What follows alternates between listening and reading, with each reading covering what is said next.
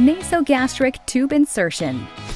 Before beginning this procedure, always perform the following steps to ensure patient safety. Wash hands per CDC guidelines. Introduce yourself. Use 2 patient identifiers. Verify allergy status.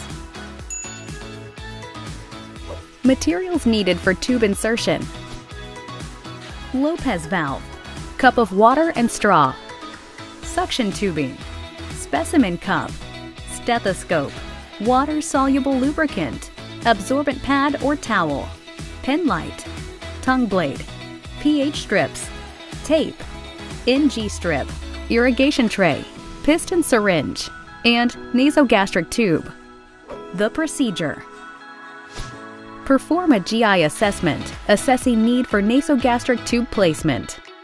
Place patient in high Fowler's position and cover chest with towel or chucks. Explain the procedure and develop appropriate hand signal for patient. Using a pen light, assess for any facial or nasal passage issues contraindicated for this procedure. If suction is ordered, verify suction source at this time. Connect suction tube to source of negative pressure, setting control per physician's order. Obtain the appropriate equipment for nasogastric tube placement. Measure from the tip of the nair to the earlobe using the NG tube.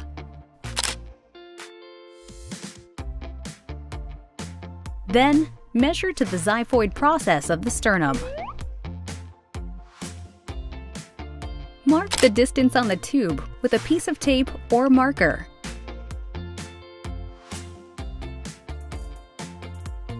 Lubricate first 4 inches of the tube with water-soluble lubricant.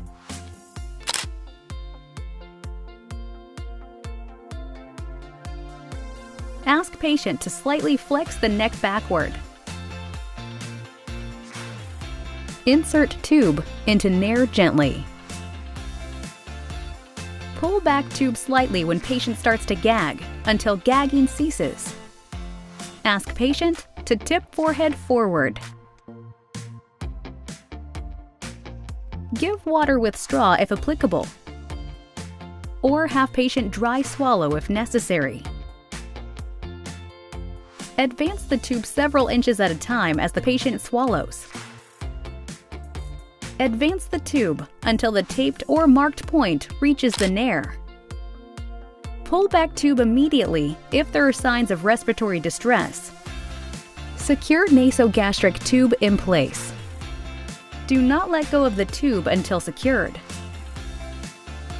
Verify placement of the tube. Aspirate stomach content to test pH. Collect gastric content. Test pH. Connect the distal end of the tube to suction, draining bag, or adapter after placement is verified per evidence-based guidelines. Dispose of soiled supplies. Ensure safe environment. Return bed to lowest height with brakes locked and appropriate side rails up, and call light and bell in reach. Wash hands per CDC guidelines.